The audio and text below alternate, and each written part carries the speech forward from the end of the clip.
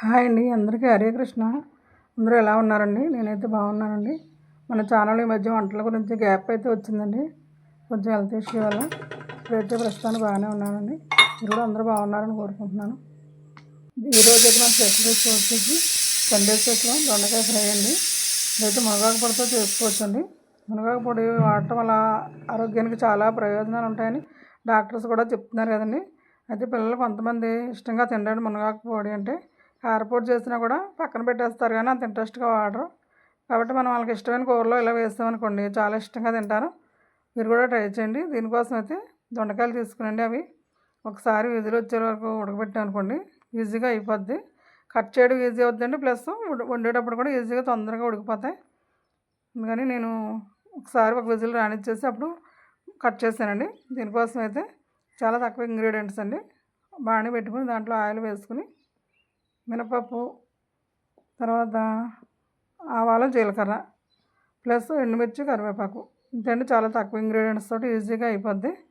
ఇవి వేగిన తర్వాత మనం కట్ చేసుకున్న దొండకాయ ముక్కలు వేసుకుంటే చాలా తొందరగా మగ్గిపోతాయండి. టైం ఎక్కువ తీసుకోదు. మన బిజీ షెడ్యూల్లో పిల్లల క్యారేజీల గురించి అయినా మన బయటికి వెళ్ళే లేడీస్కైనా చాలా యూజ్ఫుల్గా ఉంటుందండి. ఇలా అయితే తొందరగా అయిపోద్ది. దొండకాయలు కట్ చేయడానికి మనకి మినిమం అరగంట తీసుకుంటుందండి. ప్లస్ ఉడికేటప్పుడు కూడా చాలా టైం తీసుకుంటుంది వేగడానికి. ఆ రెండు చోట్ల కూడా టైం సేవ్ అవుద్దండి మనకి. మీరు 10 నిమిషాల్లో చేసేయచ్చండి కర్రీ ఈజీగా, ప్లస్ హెల్తీగా కూడా ఉంటుందండి. తాలింపు వేగిన తర్వాత దొండకాయ ముక్కలు అందులో వేసుకుని చాలా తక్కువ టైంలోనే ఉడికిపోతుందండి. ఆల్రెడీ బాయిల్ చేసాం కదా.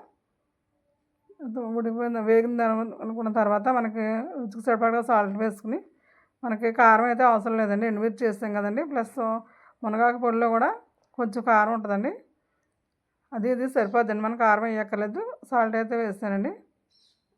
ఇంకా దొండకాయ ముక్కలు ఉడికిపోయిన ఇంకా వేగ అవసరం లేదు అనుకున్నప్పుడు పుల్లగా కారపొడి వేసేసుకోవచ్చండి.